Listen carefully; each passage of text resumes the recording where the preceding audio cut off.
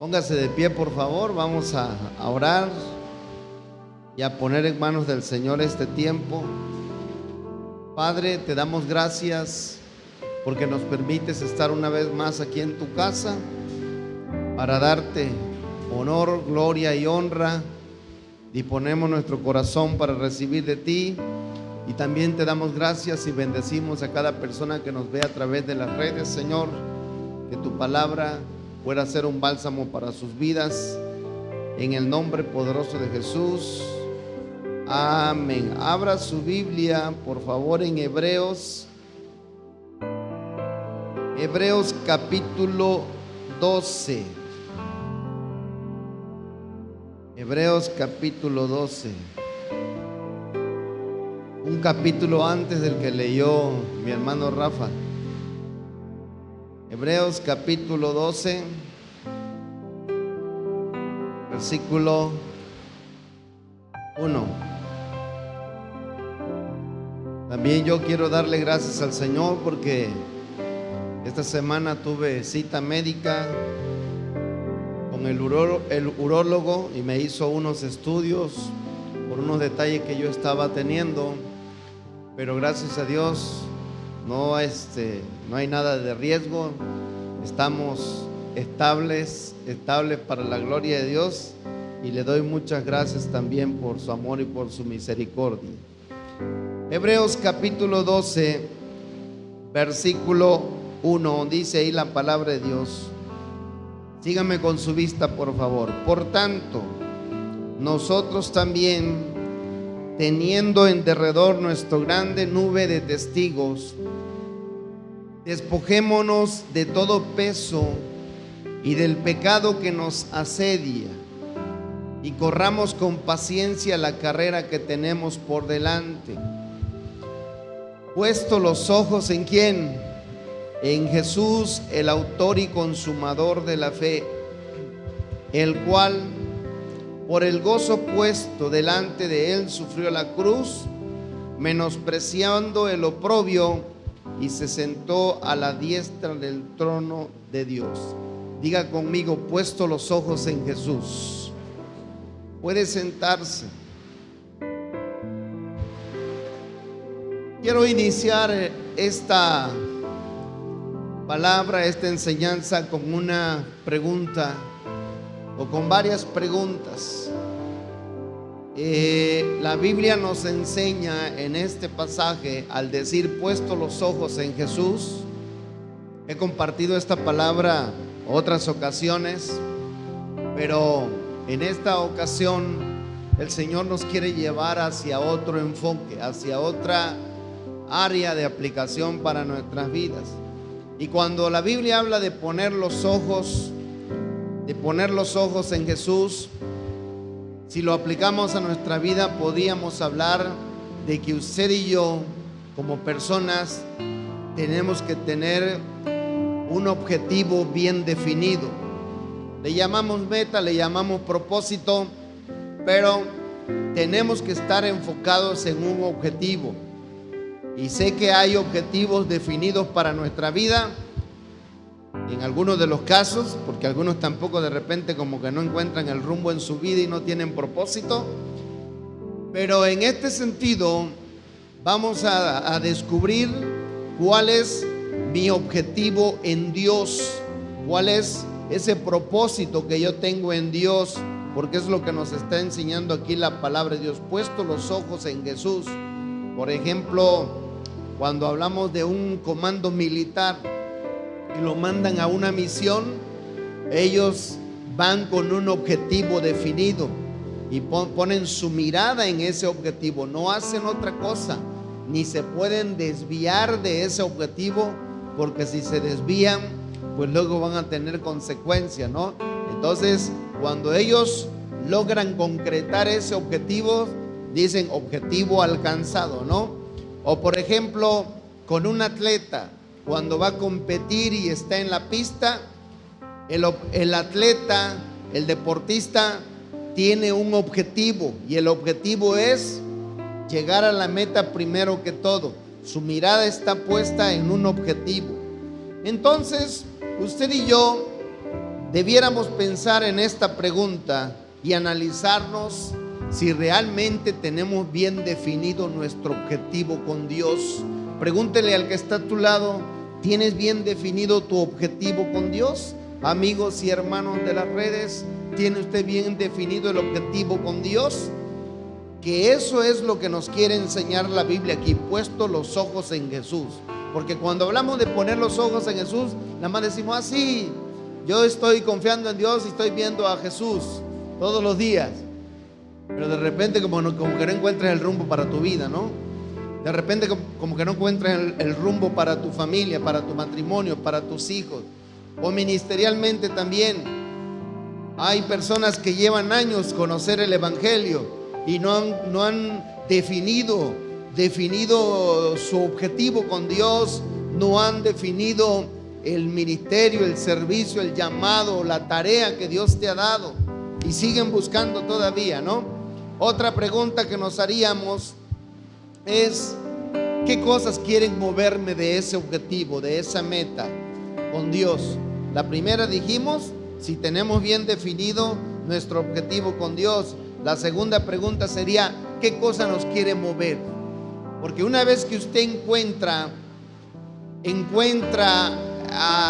o tiene bien definido su objetivo para con Dios, sepa usted que van a venir obstáculos, van a venir situaciones que le van a querer bloquear.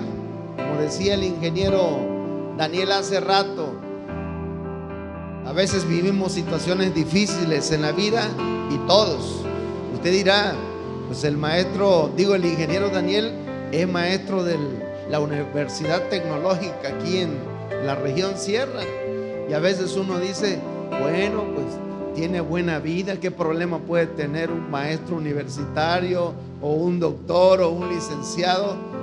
Eso no respeta raza ni posición social, ¿verdad? Todos tenemos situaciones difíciles. Y entonces la segunda pregunta es: ¿qué nos quiere mover de ese objetivo? Si usted ya definió su objetivo con Dios, ahora, ¿qué cosa nos está queriendo mover? ¿Nos está queriendo desviar o nos está obstruyendo para que usted pueda alcanzar ese objetivo con Dios? Porque muchas veces ya tenemos quizás bien claro lo que Dios quiere de mi vida, que eso es lo que tenemos que descubrir. Porque mucha gente no logra descubrir y se la pasa años ayunando y orando y preguntándole a Dios, y de repente como que no tenemos bien claro qué es lo que Dios nos está mandando a hacer. ¿Cuál es esa meta que tenemos con Dios? ¿Sabe? Por muchas décadas la iglesia en general se ha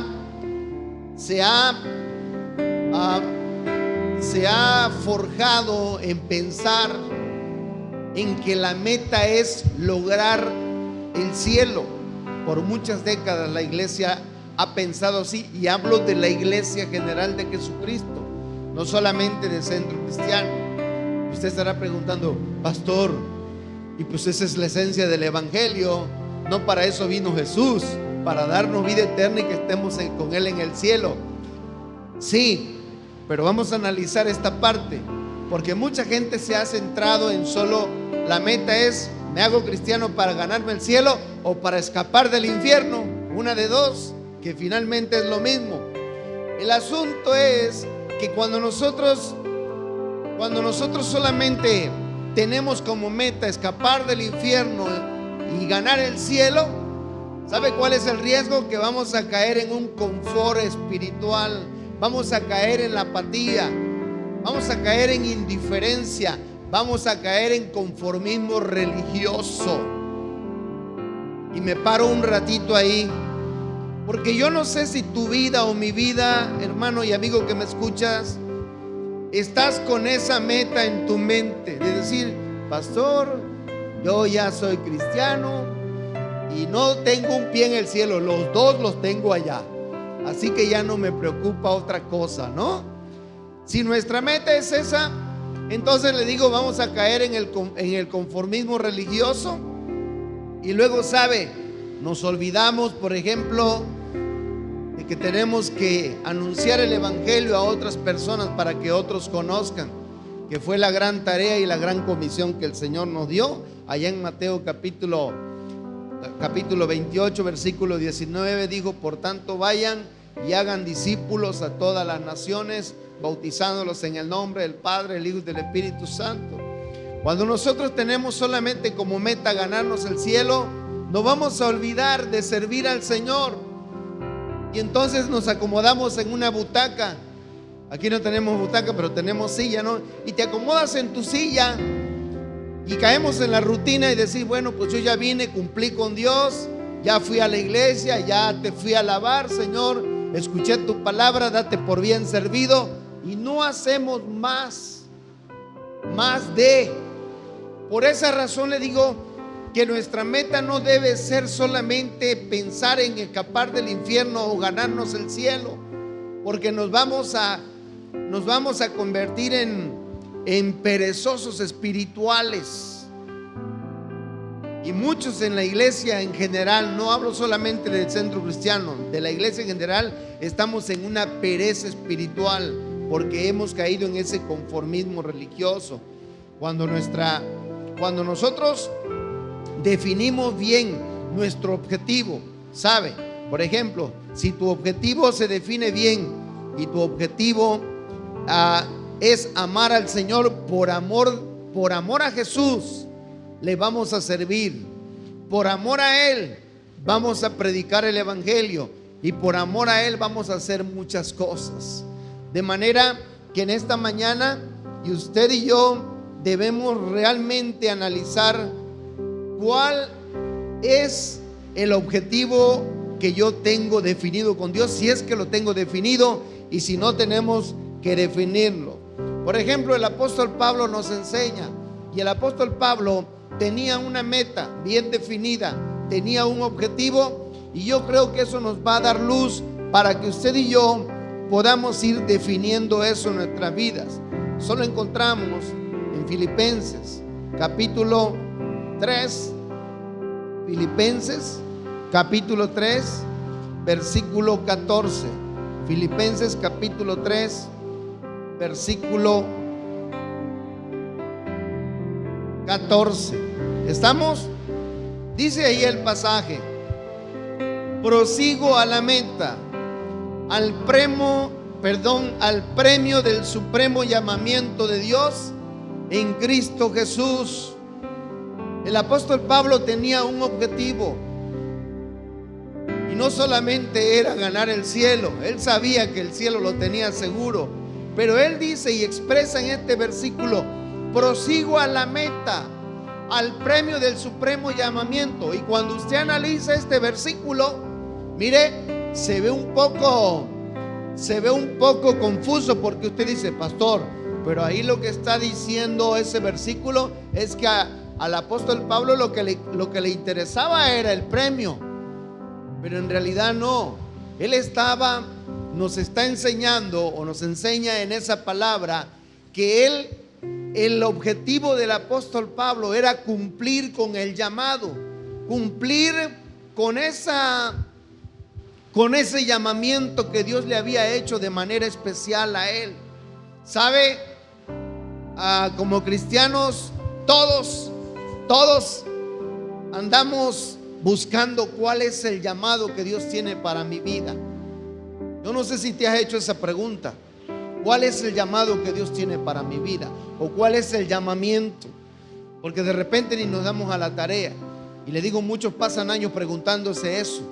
Y dices: ¿cuál será realmente el llamado que Dios tiene para mi vida? Y como la Biblia habla de 5 ministerios básicos, ¿sí? Ministerios básicos: el ministerio de maestros, de profetas, de evangelistas, de maestros, de pastores, evangelistas, profetas y apóstoles.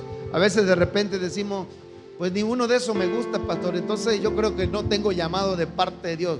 No, Dios tiene múltiples formas de que usted pueda cumplir con el llamado, con el llamamiento. Entonces el apóstol Pablo nos enseña aquí que la meta de él era cumplir el llamado. Su objetivo era cumplir con el llamamiento que Dios le había dado. Su meta no era el cielo. Pastor, ¿no será que usted está diciendo una herejía? Puede que usted lo tome así, pero analízalo.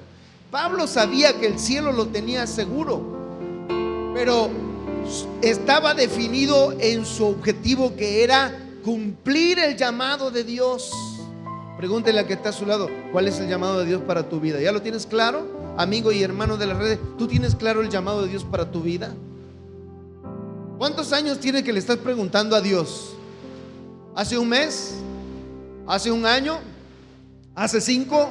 ¿Hace 10? ¿Hace 20? ¿Hace 30 años? Y todavía no tienes claro cuál es el llamado de Dios. Ahora, hay una diferencia entre el llamado, el llamamiento y la gran comisión, la gran tarea que Dios nos ha dado. Se lo vuelvo a repetir. Hay una diferencia entre el llamado, el llamamiento y la gran comisión. Pero la gran comisión es una tarea que Dios te dejó a ti y me dejó a mí. Señala al que está a tu lado, pellízcale la costilla y dile: Dios te dejó una tarea. Dígaselo, amigo y hermano, Dios te dejó una tarea. Está en Mateo capítulo 28, versículo 19. Dice: por tanto, vayan y hagan discípulos a todas las naciones. Y también está en Marcos capítulo 16, creo que versículo 18. Lo quiero leer porque no lo quiero parafrasear. Marcos capítulo 16, versículo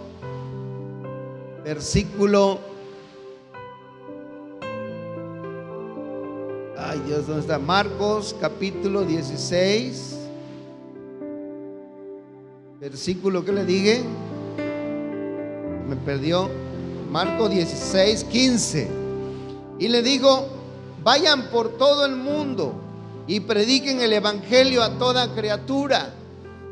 Y en Mateo capítulo 28 y 19, ustedes verán que tiene como título ahí: la gran comisión, la gran tarea.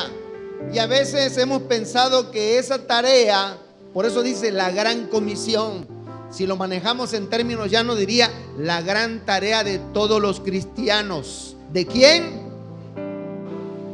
Nada más de los pastores, nada más de los evangelistas, de los apóstoles, de los maestros. Dice, está hablando de manera generalizada. Vaya, por tanto, vayan. Por tanto, tú y yo debemos ir y predicar el evangelio y hacer discípulos. Y son dos cosas diferentes. Predicar el evangelio es anunciar la buena noticia de salvación, que Cristo vino a morir para darnos salvación y vida eterna. Y el discipulado es un entrenamiento que se le da a alguien de manera disciplinada y constante. Vuelvo a regresar porque parece que me salí del tema, ¿verdad? ¿Cuál es el llamado en tu vida? ¿Tienes bien definido tu objetivo con Dios? ¿Puesto los ojos en Jesús? Pastor, usted lo que me está predicando no tiene nada que ver con Hebreos capítulo 12:4. Claro que tiene que ver. ¿Cuál es tu objetivo con Dios? Encontrar el llamado con Dios. Pero antes de ese llamado hay una tarea, hay una comisión. Y como una vez dijo la pastora Alejandra Bojorque, en lo que Dios te revela, ¿qué vas a hacer? Ponte a predicar o ponte a discipular. Porque a veces algunos están 10, 20 años, Señor, manda un ángel del cielo para que vaya y se me pare enfrente y que tenga los ojos azules y que me vea la cara, Señor, y me diga qué voy a hacer. Y sigues esperando ese ángel de ojos azules y no llega, ¿no? Y no hacemos nada. La gran tarea, la gran comisión es predicar el evangelio, es discipular. Entonces, pero luego hay un llamado o un llamamiento, es decir, una comisión especial para tu vida. Ahí sí, una comisión especial para tu vida. Me voy a poner de ejemplo, ¿verdad? Para que nadie se enoje conmigo. No, voy a poner de ejemplo mejor al hermano Luis. Dios le dio un llamado y una comisión especial a él. Digo, así como a cada quien, ¿no? Ministrar la alabanza, tocar un instrumento, cantar, adorar. Él sabe. Yo creo que sí sabe, ¿verdad, hermano Luigi? Lo tiene bien claro, ¿sí? Y así hay personas que tienen bien definidos. Entonces usted y yo tenemos un llamamiento especial de parte de Dios. Y vuelvo a regresar, puesto los ojos en Jesús, haciendo referencia al llamado, usted y yo tenemos que tener bien definido el propósito, la meta. Y el apóstol Pablo nos dijo: ¿sabes qué? Yo tengo bien claro que tengo que cumplir con ese llamado que Dios me ha dado. Pregúntale al que está a su lado: ¿estás cumpliendo con el llamado que Dios te dio? Amigo y hermano de las redes, ¿usted está cumpliendo con el llamado que Dios le dio? No, pues es que aquí en Centro Cristiano ya todos los huesos están ocupados ya. Yo quiero ser líder, pero ya no hay chance. Empezando que ni somos políticos para darle hueso a nadie, ¿verdad?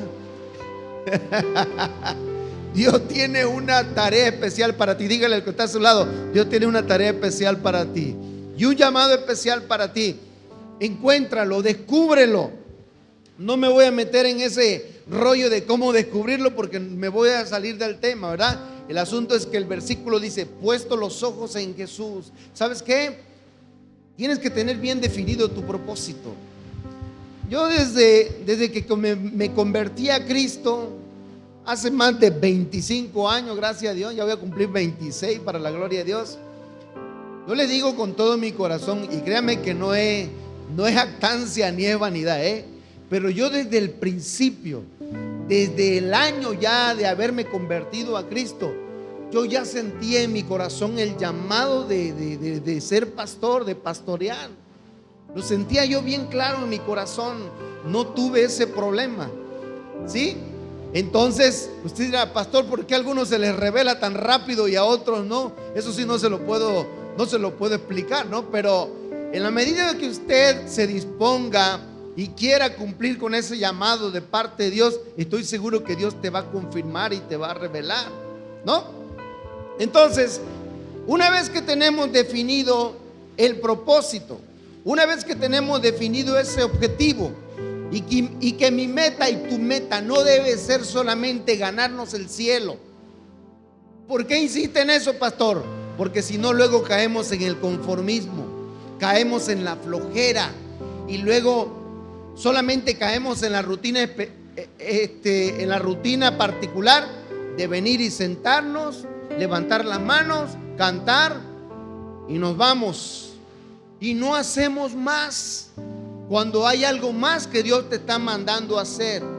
Estoy seguro aquí que en este momento ya muchos su mente, ¿verdad?, está volando, y el Espíritu Santo te está diciendo: sí, ¿te acuerdas que desde hace 5 años, desde hace 10 años te estoy mandando a hacer esto de manera específica? Y sigues pidiendo confirmación y confirmación como Gedeón. Pero Gedeón nada más pidió confirmación 3 veces, no 50 ni 100, ¿verdad? Y muchos siguen pidiendo confirmación, ¿no? Entonces, una vez que usted ya tiene definido el propósito, yo tengo definido el propósito en mi vida con Dios, y sé que es pastorear, sé que es servirle a Él. No he pensado en moverme yo de aquí a algún lugar. Ay, no llore antes de cuenta, ¿verdad? Pero si el Señor lo permitiera, ay, no vamos a orar para que no pase, pastor. Bueno, es que si Dios quiere que pase, aunque usted ore, ¿verdad?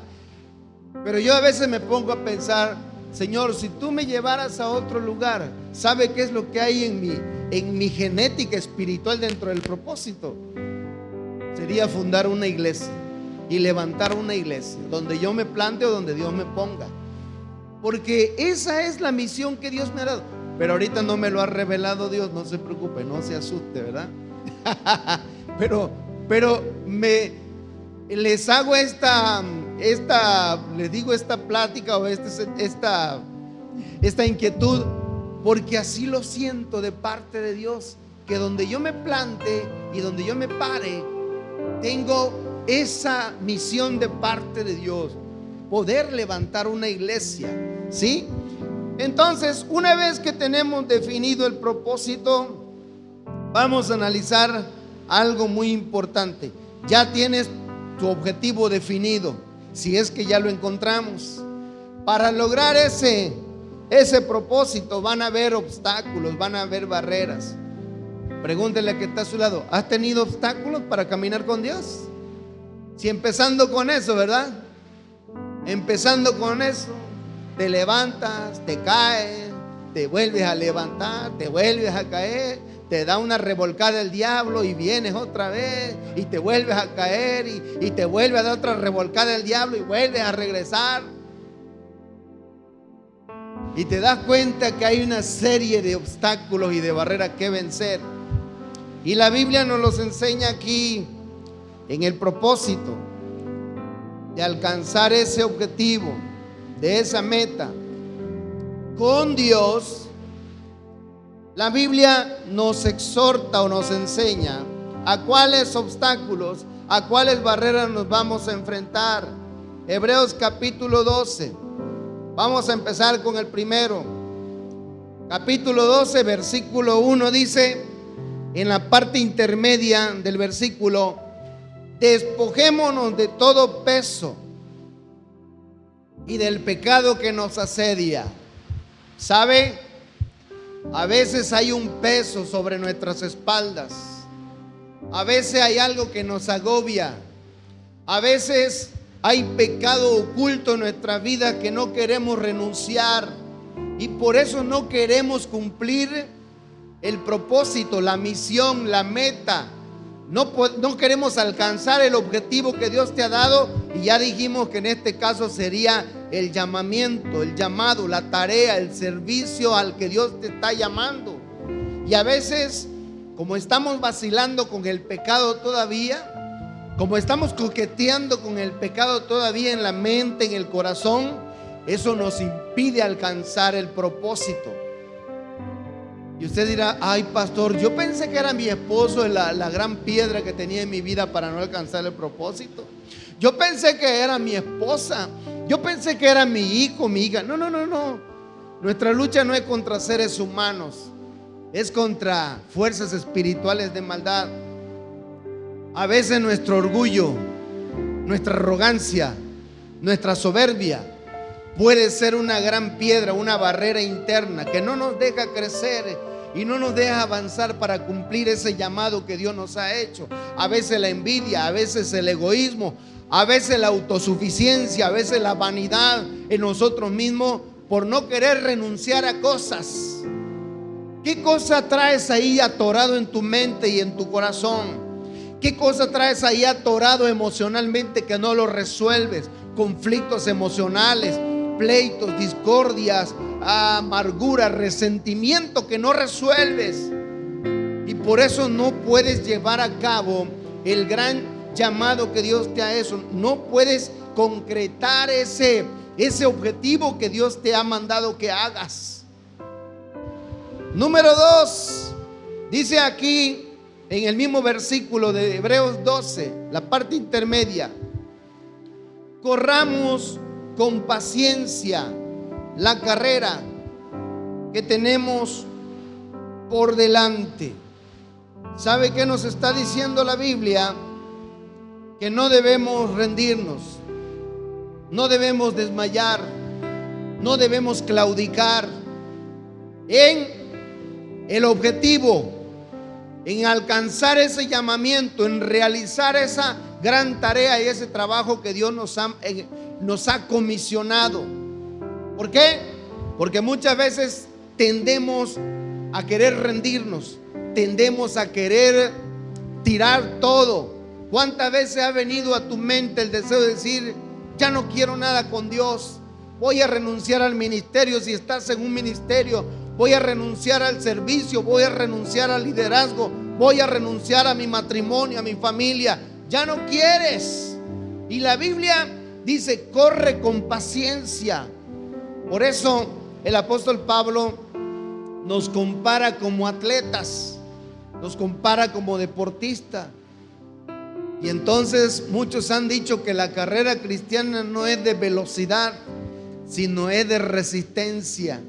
Y hace poco leí una frase que decía, a ver si me acuerdo parafraseado, decía: no es la velocidad, decía, sino la constancia y la determinación hacia el propósito. Y en la vida cristiana, esa frase yo creo que aplica mucho. No es la velocidad, sino la constancia y la determinación hacia tu propósito. Es decir, sigue caminando, sigue caminando, sigue corriendo, que nada te detenga, que nada te pare. Van a haber barreras, van a haber obstáculos, se van a querer presentar situaciones en tu vida, ¿verdad? Y vienes corriendo y está la barrera. ¿Y qué haces con la barrera? Te paras a llorar. Ay, ¿por qué esta barrera, Señor? ¿Por qué este problema? ¿Sabes para qué son las vallas que les ponen a los atletas?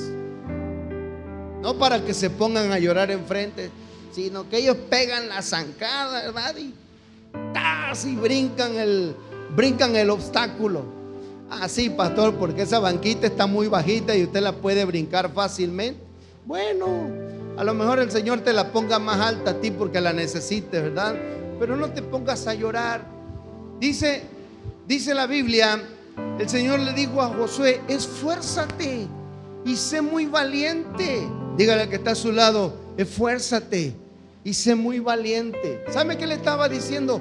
No te rindas, no te pongas a llorar, no te pongas a lamentar, porque hay gente que cuando ve un problema es puro llorar. Pastor, ¿y está mal llorar? Pues no está mal llorar, pero si todos los días está llorando y ya lleva como un año llorando, pues eso sí está mal. Llora un día o dos si quieres, o tres, pero ya toda la vida estar llorando por tu problema. Ay, es que me hicieron. Ay, es que ya deja de llorar. Dale carpetazo a eso, cambia la hoja del libro. O sea, no te puedes quedar llorando ahí. Los obstáculos son para vencerlo. Y sabes, en el alcance del objetivo y del propósito, en el alcance de esa tarea, de ese llamamiento que Dios te ha dado, van a venir cosas que te van a querer desanimar. A veces hasta la propia familia, a veces hasta tu propia esposa. Ay, pastor, no me diga eso. Pues si no es tu caso, bendito sea el Señor. Pero a Job le dijo su esposa: hey Job, mejor ya muérete ya y maldice a tu Dios. La propia esposa, tu propio esposo, tus propios hijos, tu propio hermano en Cristo, en la carne, te van a querer desanimar y decirte de cosas, ¿sí? Pero nada nos debe privar de poder alcanzar ese propósito, de poder llegar a ese objetivo que dijimos. No debe ser el cielo para nuestra vida, sino el llamamiento, el llamado que Dios te ha hecho. Número 1, dijimos: despójate del pecado. Ya renuncia, por favor. Ya no estés vacilando con el pecado. Ser radical. ¿Cuál es la situación que has permitido que se infiltre en tu vida y que por eso no creces espiritualmente? Ya corta con eso de una buena vez. Número 2, no te rindas. Sigue caminando. Sigue caminando. Si no puedes correr, dicen, camina. Y si no puedes caminar, gatea. Y si no puedes gatear, arrástrate. Pero de que llegas a la meta, llegas a la meta. Dale un aplauso al Señor. Número 3, en la tarea de poder llevar a cabo ese objetivo, esa gran comisión, ese llamamiento de parte de Dios, vamos a interactuar con gente, vamos a interactuar con seres humanos. Y date cuenta, llegas al trabajo y interactúas con personas.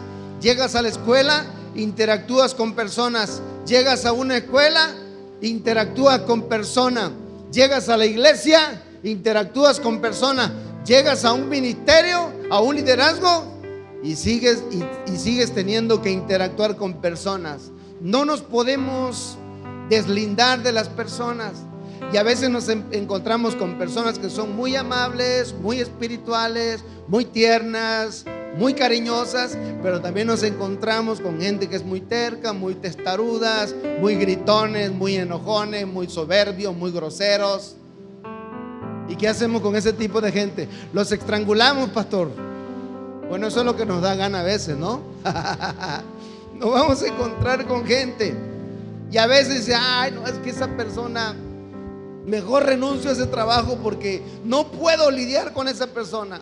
Mejor renuncio al matrimonio porque no puedo con ese hombre, no puedo con esa mujer. Mejor renuncio al ministerio porque no puedo con la líder, me cae mal. Mejor me retiro de esa iglesia porque no puedo con el pastor, me cae mal el pastor.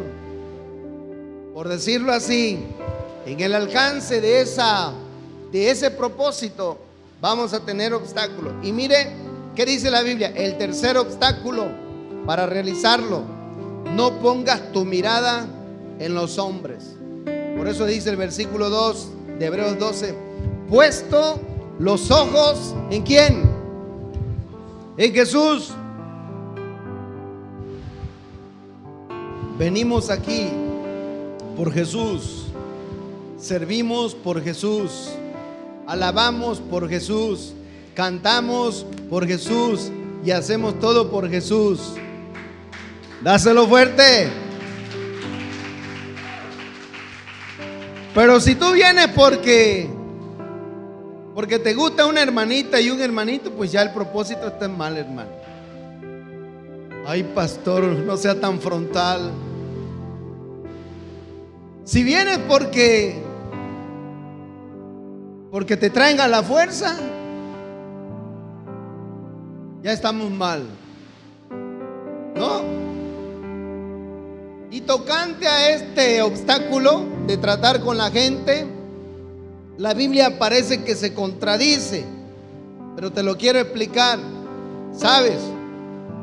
Porque en Jeremías 17:5 dice, léanlo ahí en su Biblia, dice, maldito el hombre que confía en el hombre.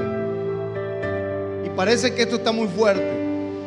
Entonces parece que la Biblia está diciendo, ¿sabes qué?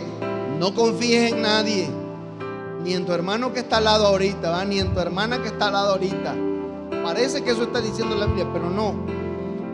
Y luego en Filipenses 3, versículo 17, mire cómo dice. Filipenses capítulo 3, versículo 17 dice, hermanos, sean imitadores de mí y miren a los que así se conducen según el ejemplo que tienen en nosotros. El apóstol Pablo dice, ¿sabe qué? Hey, sí, confíen en mí, imítenme, sigan mi ejemplo. Y entonces usted dice, pastor, entonces se contradice la Biblia. ¿Por qué dice allá en Jeremías que maldito el hombre que confía en el hombre? Y acá en Filipenses 3, ¿cuál? 17 dice que sí confiemos en los hombres y que los imitemos. ¿Sabe? Porque cuando dice en Jeremías que no debemos confiar en el hombre, es en el sentido de que usted ponga toda su confianza en un ser humano y no en Dios, para ayudarle, para resolver sus problemas, para resolver sus situaciones difíciles, para que le saque del hoyo y del atolladero. Cuando usted comete el error de confiar en el ser humano y no en Dios, entonces eso es lo que está diciendo en Filipenses, que no pongamos nuestra esperanza en un ser humano como si fuera Dios.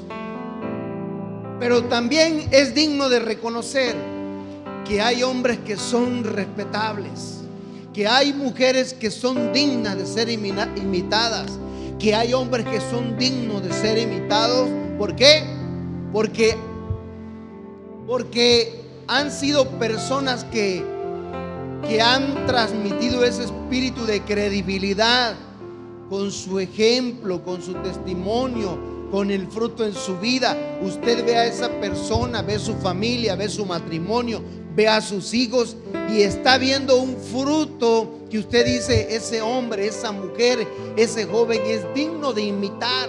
Es una persona, como dicen en la sociedad, con calidad moral y social muy elevada. Y entonces ese tipo de personas son dignos de imitar. Y el apóstol Pablo está diciendo, sean imitadores de mí. Hágase una pregunta en esta mañana: ¿será que alguien desea imitarle a usted?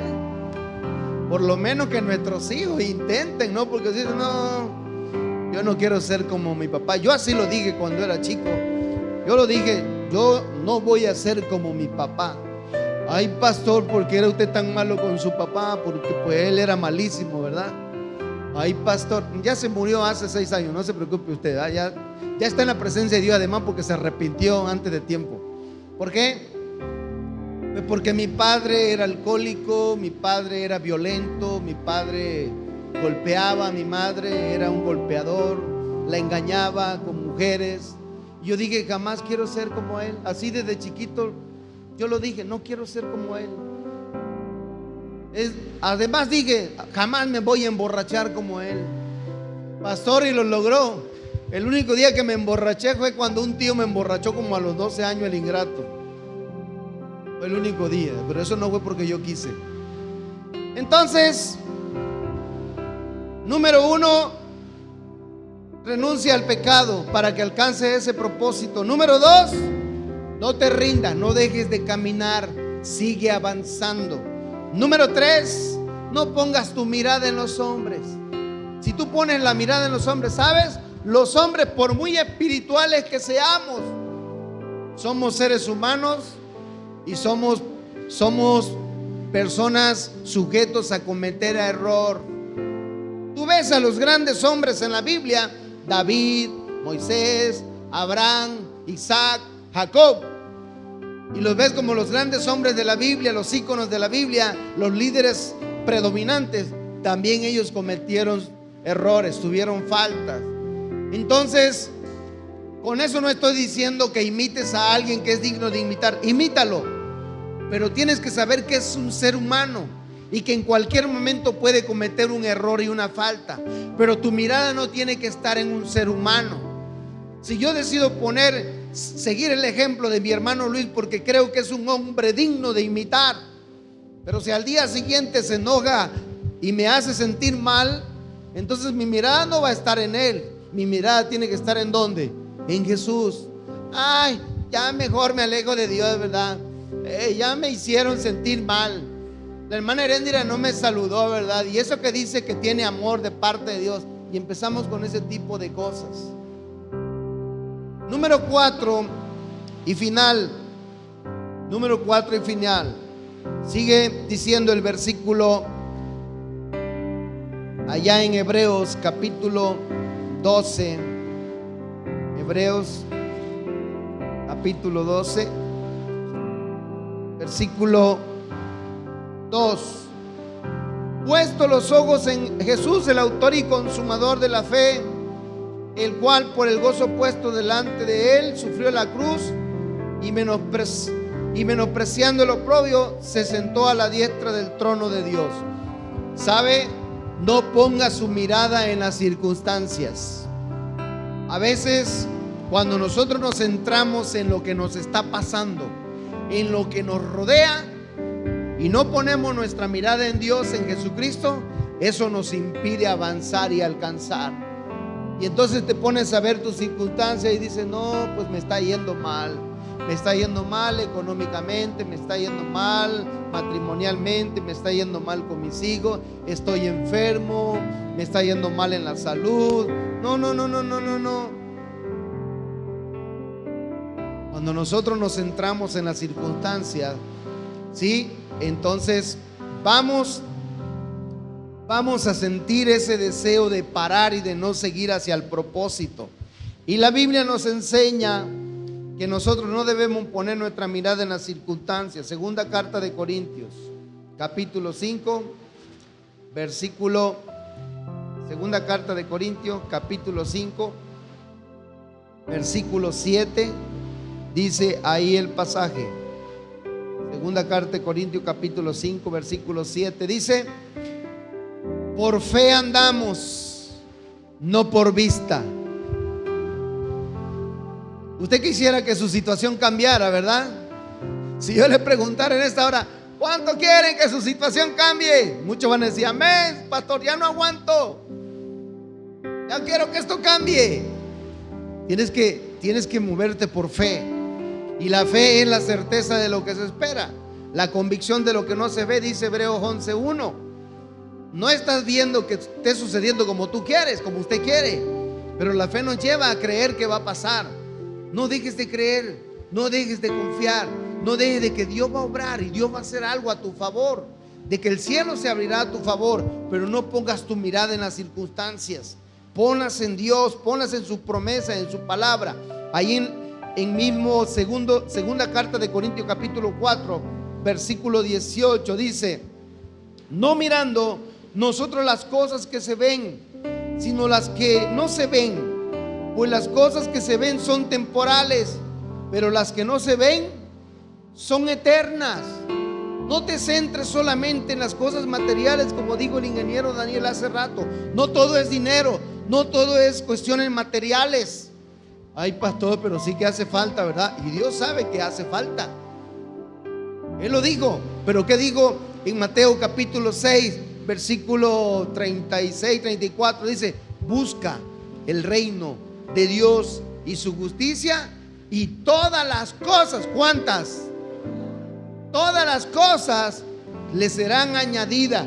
Pero ¿cómo nos cuesta creer esto? No es fácil llegar a creer esto. Pastor, realmente si me centro en el reino de Dios, ¿será que Dios me va a dar todo lo que necesito? Eso es lo que necesitamos creer.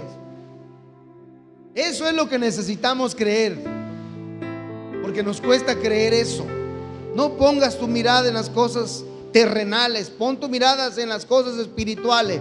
Y termino con Salmo capítulo 20, versículos 7 y 8. Salmos capítulo 20, versículo 7 y 8.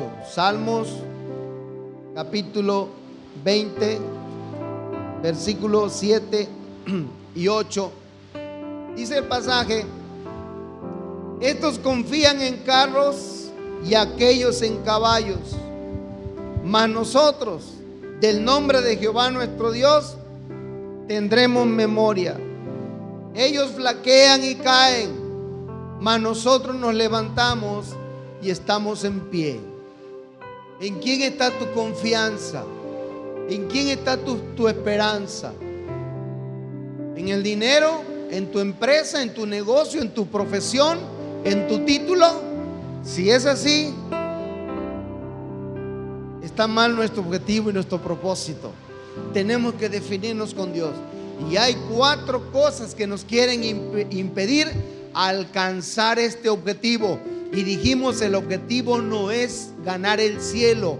El objetivo es encontrar el llamamiento, encontrar ese llamado de parte de Dios y llevarlo a cabo, realizarlo. Una vez que lo encuentras, una vez que lo estás realizando, vas a tener quizás más obstáculos, pero en este pasaje nos habla de 4 cosas. Número 1, el pecado. Número 2, ¿se acuerdan? Ya se nos olvidó a todas, a mí también. No te rindas, sigue caminando. Número 3, no pongas tu mirada en los hombres. Va a haber quien te critique, va a haber quien te señale, va a haber a quien no le guste el trabajo que estás haciendo para Dios y te compare con otros. No te dejes llevar por eso. Y número 4 y final, no pongas tu mirada en las circunstancias. Ay, es que no sé hablar. Ay, es que no tengo dinero. Ay, es que no hay gente que me ayude. Cuando tú y yo ponemos nuestra fe y nuestra esperanza en Dios, seremos capaces de hacer grandes cosas, como dice un Salmo 60:12, dice: en Dios haremos proezas, dice la palabra de Dios. Dale un aplauso al Señor. Póngase de pie. Póngase de pie y vamos a darle gracias a Dios por esta palabra. Y vamos a pedirle al Espíritu Santo